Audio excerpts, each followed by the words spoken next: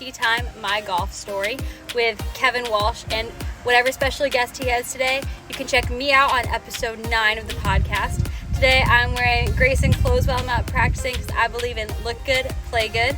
And follow me on Instagram, Sophia Warren Golf, and hope you enjoy the rest of the show. It's Party Time, My Golf Story, brought to you by Party Drinks. Classically designed golf drinks for golfers by golfers. And the golf real estate pros Gene Walsh and Vince Vizzacaro. For your Southwest Florida real estate needs, check them out at suncoastdreams.com. Now here's your host, Kevin Walsh.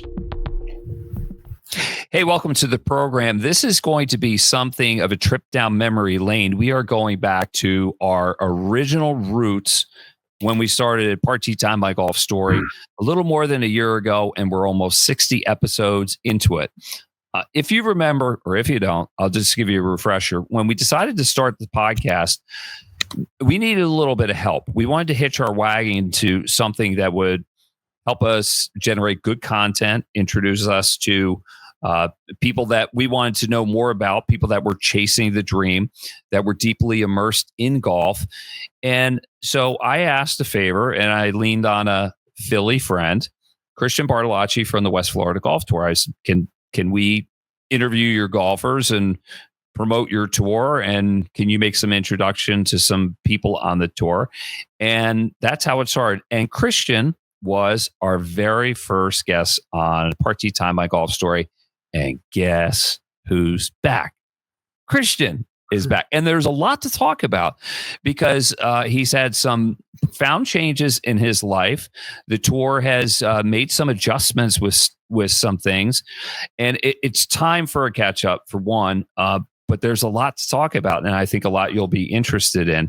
So Christian Bartolacci is our guest here on Party Time, My Golf Story. Brought to you by Party Drinks. If you are looking for a drink alternative on the golf course and you're tired of beer or crappy seltzers, and let's face it, there's a lot of crappy seltzers out there, and you're still drinking them because you think it's cool, and you don't want to be loaded down by beer. Trust me, there's a better choice. It's Party, made with the finest spirits for golfers, by golfers. We know what we're doing.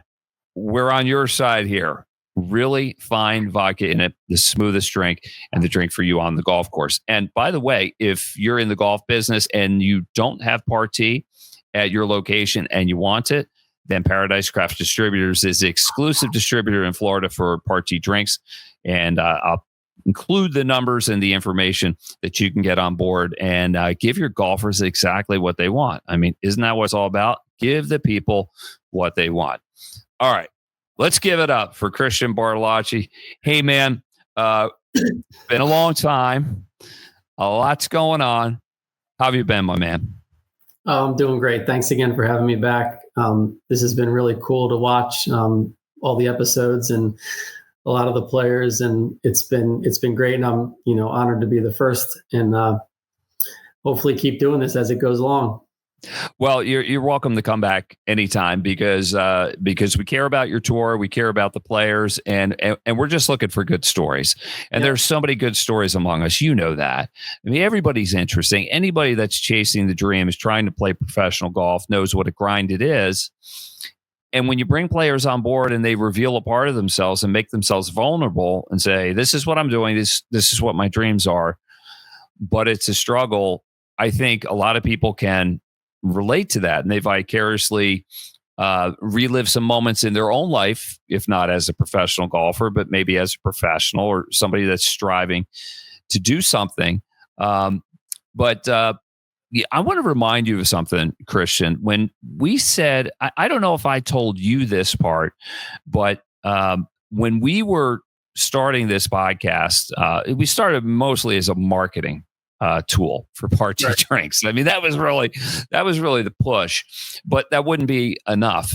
And then when we partnered with you and you said, "Yeah, come on board, we'll help you out in the ways we can." And I think we've tried to be helpful to you. We thought if we could get 100 subscribers, it would be worth it.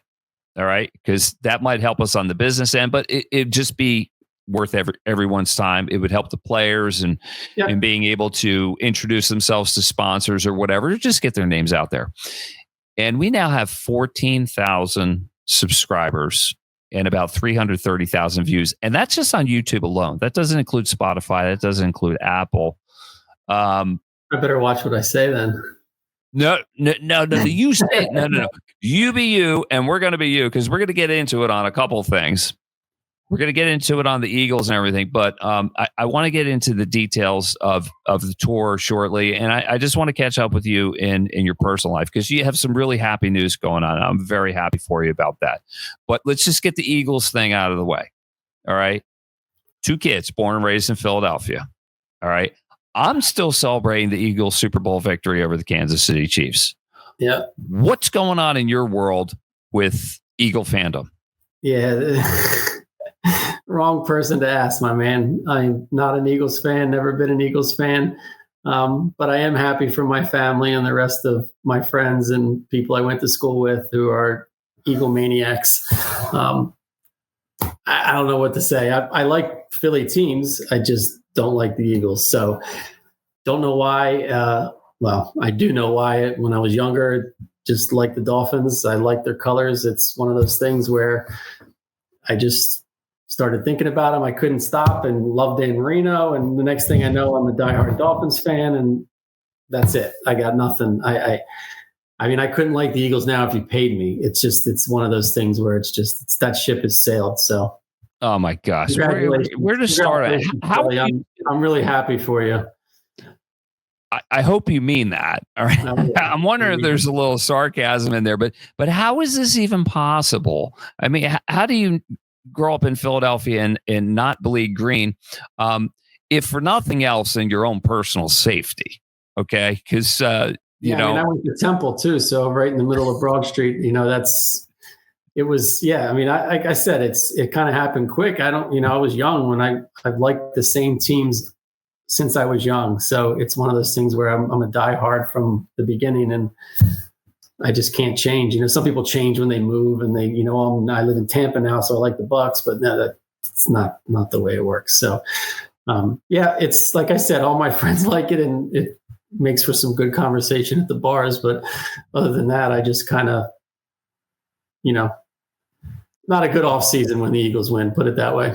Okay, you're not making any sense, but I'm going to throw you a bone, all right? Because I care, because I'm a giving person. You're welcome back on board whenever you come to your senses. Okay. I'm just going to leave it at that. I'll let you know. Okay. All right. So how's the tour going? Fill me in. Yeah, the tour's been great. 2010 we started, so we're still rolling. The personal stuff with me, in the last couple of years, kind of put the tour a little bit into the back seat. But now that I'm kind of over that hump a little bit, and now moving forward with some personal things, the tour is now, more in my forefront, if you will, and get back to doing some of the things that we did in the, previously. But throughout the time, it's still been good every year. It still has a lot of players, and we still have a lot of events, and we still run in the winter and the summer. So the interesting part now is, I've noticed the last couple of years is there's been the turnover, right? So all the guys that originally played, they're not necessarily playing anymore. They've moved on to other things, which makes sense when you're in a developmental tour. You're not supposed to have guys play for 10 years. It's supposed to be, 4 or 5 years and then, kind of move on. So I looked down on the list of some of the fields and I'm like, oh my God, who are these people? Like, I don't even know the guys. And that's a good thing. It's the new generation of players. It's showing that I'm getting older too. It shows that the tour has longevity and we've been here for a while. And, so it's all good stuff. It's great. It's and it's exciting to see new players. It's exciting to see new guys try to make it, and new winners. We went a long time with having the same handful of winners all the time because they would play consistently. They were good supporters of the tour. They were members of the tour. They were really good players, and a lot of them have moved on and made it. And some guys have maybe reassessed their career and went like a different route, a different avenue. And it's been great. So everything's awesome with the tour. I'm excited again about it. I have some really cool things coming up. and I'm looking forward to even, I'm already starting to put some things together for next year.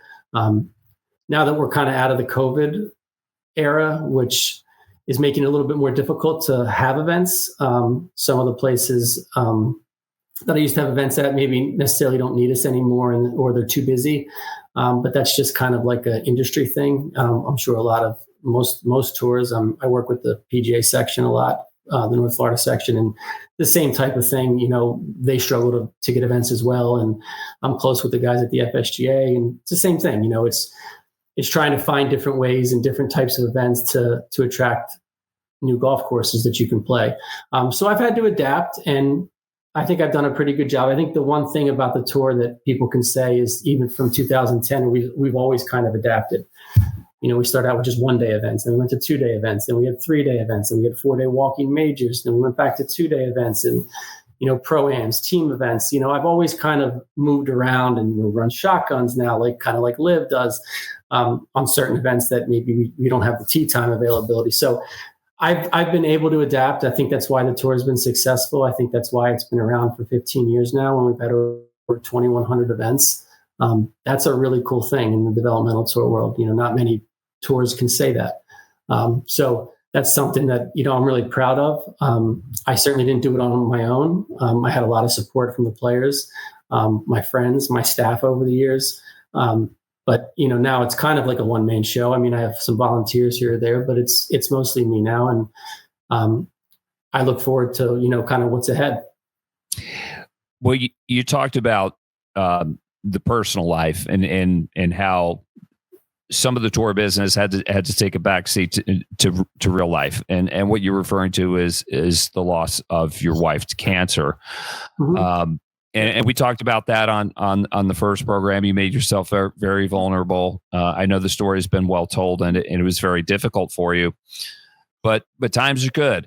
You're in love again. What's going on?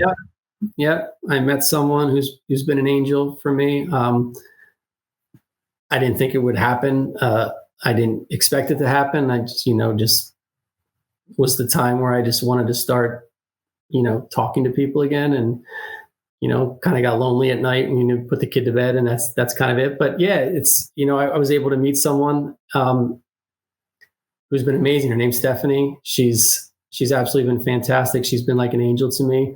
I mean, like I said, there's times where it's hard, especially when we're all together with my son and whatnot. But I'm really excited to move forward and to kind of have like a life again, if you will, and do all the things that I was doing before. Never forget, always right here. But it's exciting, and it's happy for us. It's great for me. It's great for my son, and she's been absolutely amazing for me. We bought a new place together. We're going to move in together. So yeah, I mean, it's been really good.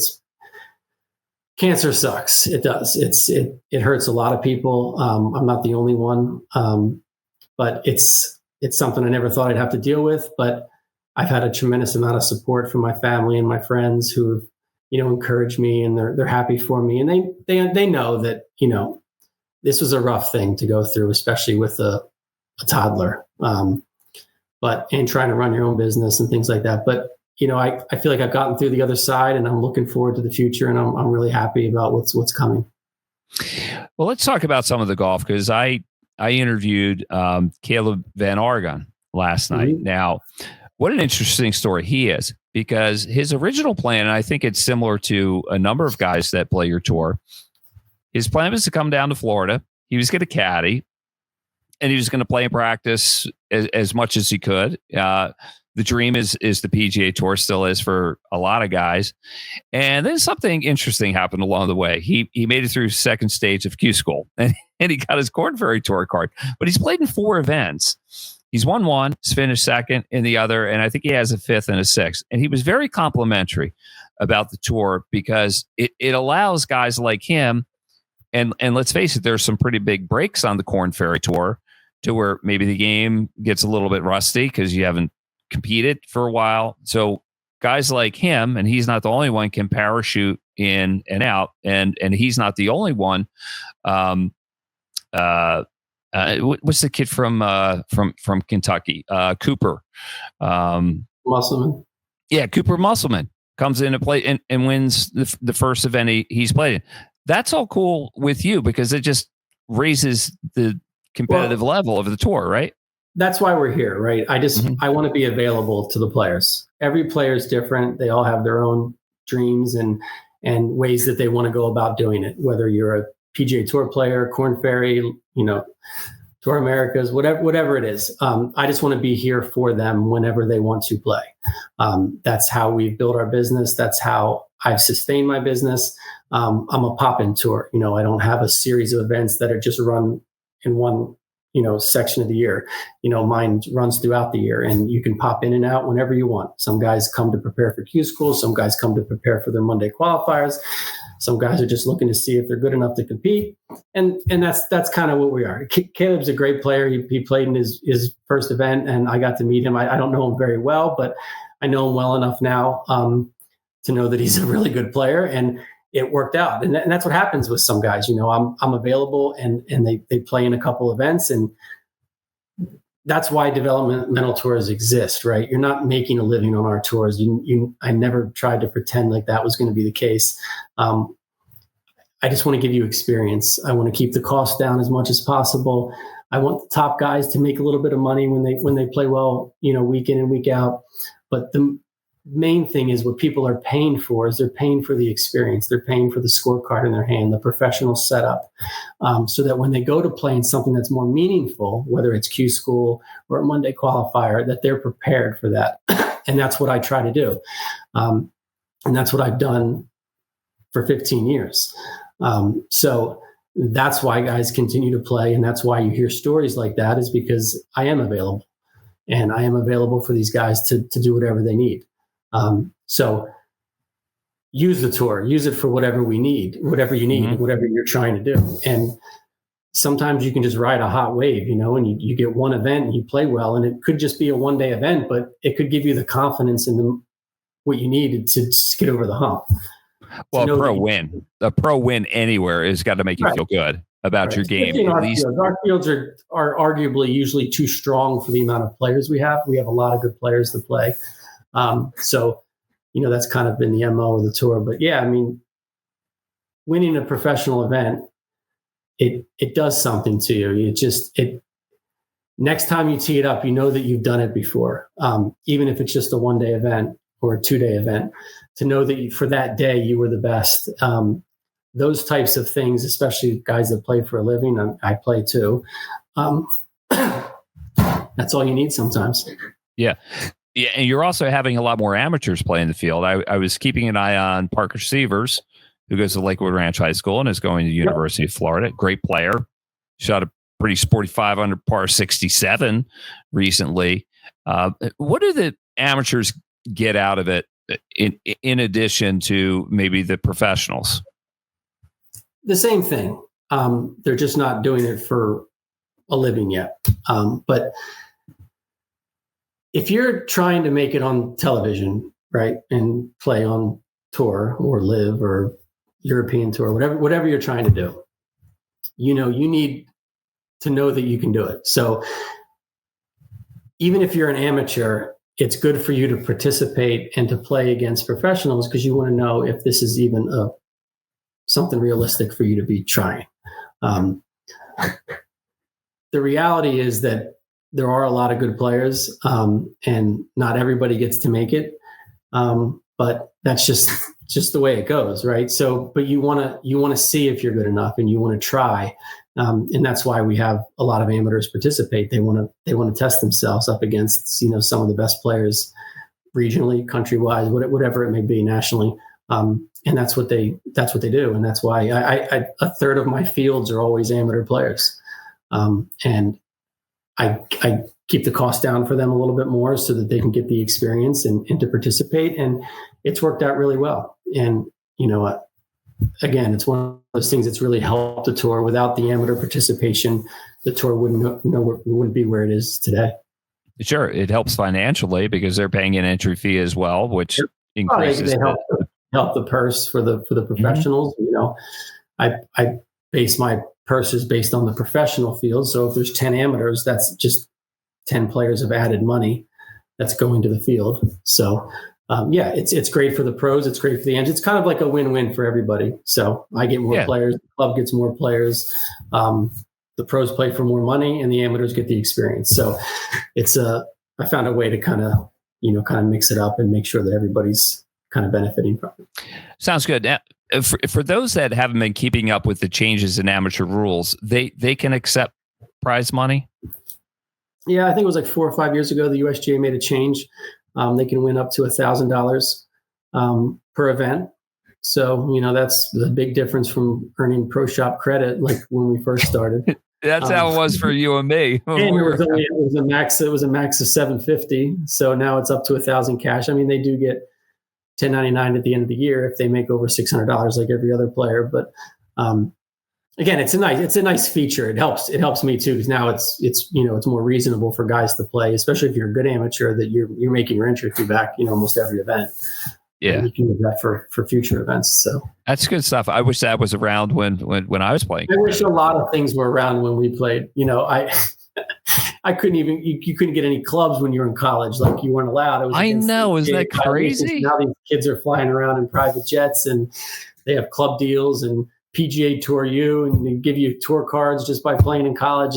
It's insane where we're going. But that's let me blow your mind on something. All right, I caddy for a guy just yesterday. He was a commissioner of a sports conference in the Charlotte area.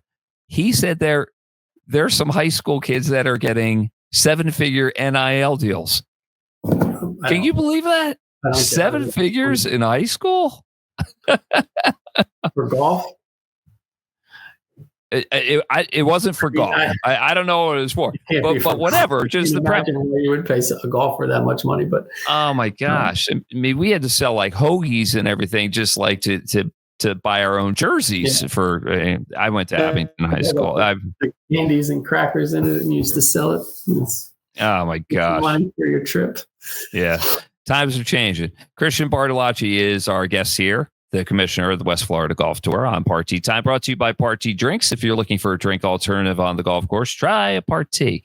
And a big thanks to the Golf Real Estate Pros of Gene Walsh and Vince Vizzacaro from suncoastdreams.com, a division of Fine Properties, based at Lakewood National Golf Club, the number one team at Lakewood National Golf Club. So if you need help with real estate, it's a good time to buy. Gene and Vince are your guys. So as we've grown, with your help, were we riding along on some program you had going on in the summer? Tell me about that, Party. Yeah, so I have it's called the Party Q School Summer Series. I started it last year. I took kind of a year and 2 years off from the summer events with COVID and everything. It was kind of getting confusing of what I want to do. And then this stuff happened with my personal life that I just needed to kind of be home for my son. But I started it again last year. We ran 2 events. I was supposed to run 3, but the hurricane kind of had other plans. But it was really well received. I went back to my 3-day events and 2 days and then a cut. Some higher purse money for the guys to play, and right up into Q School. So it's a chance for guys to play maybe 3 competitive weeks in a row right into Q School. It gets plenty of events. It's 9 days of competition if you play well and learn how to navigate a cut line and things like that. So, and I'll be doing that again this year. I'm going to add an event. I'm going to do 4. So it's something I'm looking forward to. But yeah, I called it the Party. I had a little promotion where if you signed up for all the events, you kind of get a discount on your entry fees, and I'll do something like that again. The schedule's complete. I'm just trying to line up the exact final 2-3 courses before I announce them all. But it looks good, and I'm excited about it because the guys that did play were really great, and they really enjoyed it, and they were happy that I had them again. So I think this year is going to be even bigger. So I'm looking forward to that. That's cool. Well, I got to bring you over a few cases of Party. So when, in addition to handing over the winner's check, the transfusion one's my favorite. I mean, I love transfusions. You got it. Done deal. I'll bring some cases over to you. Give them to the winner. Drink it out of a trophy or pour it over your head or just guzzle the thing. So how's your golf game? How much golf are you playing and where's your competitive level right now? I've actually played a lot of golf in the summertime. Like I said, being that the tour wasn't running and I had to take the kid to school and then pick him up after school. I had a lot of time in between. So I put a lot of effort into my game. And it's something I'm trying to get back to a little bit in the sense that I kind of have a, new beginning, if you will. And I have my juices flowing again to try to compete. And I was fortunate enough to qualify for the National Club Pro again this year, which as a PGA member is one of the biggest things, is the biggest thing you can play in other than the PGA Championship, which I will have the ability to qualify for if you finish in the top 20. So I'm looking forward to that. It's nice to always qualify for that in the summer because then you have all fall and winter and spring to prepare and look forward to something. It gives you motivation to try to get better. But I don't play as much obviously in the winter because that's my season, but I still find time to get out there and hit balls and play a couple times a week, and which is a lot for some people. So I'm still playing, but I found a way to kind of juggle everything together and make sure everything still gets its attention. But yeah, I mean, I had a good summer again, and again, qualifying for the National Club Pros is always my goal. So I've been able to do it 3 times now out of 5. So it's pretty good for me. And hopefully now that I'm a little more comfortable, I got a shot to, maybe make it into a PGA because that is one of my career goals. It's going to be very difficult, but I'm playing well enough. And if you play well enough at the right time, it's, all of a sudden you're in a major. It's like, holy shit, Can I say shit? But oh yeah. You can say whatever you want. Yeah, but it's one of those things where it's, it's close, it can happen. It's only one event. You don't have to win the thing. You just have to finish in the top 20. And yes, they're all good players and there's a huge field, but this year it's in Port St. Lucie. So it's Florida golf and it's kind of where I'm at now. So yeah, that's what I'm looking forward to. I'm excited for that. And then I'll play in all the PGA section, North Florida section events and Florida Open again. And about 12 to 15 events a year is kind of where I'm at. And then, see where it goes. Dude, you sound like you're back in the saddle. You sound like you're back in the saddle of life, working, it took playing. A while. It took a little bit of time, and it's always going to be a challenge for us. But the reality is that life does go on, and things do happen, and to everybody, not just myself. And you just have to learn how to deal with it and navigate it, and keep moving forward. And I'm fortunate with golf. Golf's huge, right? And you know that because you play, but it's different than other sports in the sense that you have so many more connections you make, and it's more personable and more family oriented. And, you play with guys and you're out there for 4.5 hours or whatever it is. And you get to spend a lot of time with these people and you get to know them and then they root for you and you root for them. And it's nice. It's a big community, and the tour helps with that. Party, everything kind of works together. So golf's been very, very helpful to me in my time of, trying to get over some things and my career and whatnot. So I'm very, very blessed at the end of the day and very thankful for being able to play the game and to be able to have so many great connections. Well, I wish you nothing but continued success, and let's keep in touch and follow up. I'm gonna get you some cases of Part T because it sounds like the after party will just go to another level with that. Happy for you and the new love in your life, and I just wish you nothing but the best. And the golf community, if there's a stronger community than the golf community, I don't know what it is. I mean, hockey might have something to say about that, but no, golf, we spend more time together. Christian, you're always welcome back. Are you doing EAGLES Eagles, or are we good? You okay? Well, no, because it's not genuine, but I'm going to work on you, and I may get some. Mayor of Philly couldn't even spell it right. I remember seeing that. That was so embarrassing. I mean, that is right there just shows you what Eagles fans are all about, right there. So. Well, okay, let me work on the political end of thing. I'll see if I can get Philly fixed on that front, and maybe have a remedial spelling class, and then we'll get you on board properly. And the nice thing is, as tough as Philly is, and you know how gritty it can be, you are welcome back. Okay. And I will be your ambassador and sponsor to bring you back in Eagles Nation. Is that a deal? It's a deal. All right. Christian Bartolacci has been our guest here on Party Time, My Golf Story, brought to you by Party Drinks and the Golf Real Estate Pros of Gene Walsh and Vince Visicaro from suncoastdreams.com. If you're looking to live at a place like Lakewood National Golf Club, there's no better place in the greater Sarasota area than Vince and Gene got you covered. For Christian Bartolacci, I'm Kevin Walsh. We'll see you again next time on Party Time, My Golf Story. You've been listening to It's Party Time, My Golf Story, brought to you by Party Drinks.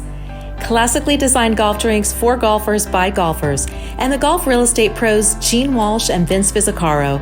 For your Southwest Florida real estate needs, check them out at suncoastdreams.com or call 941-220-4000.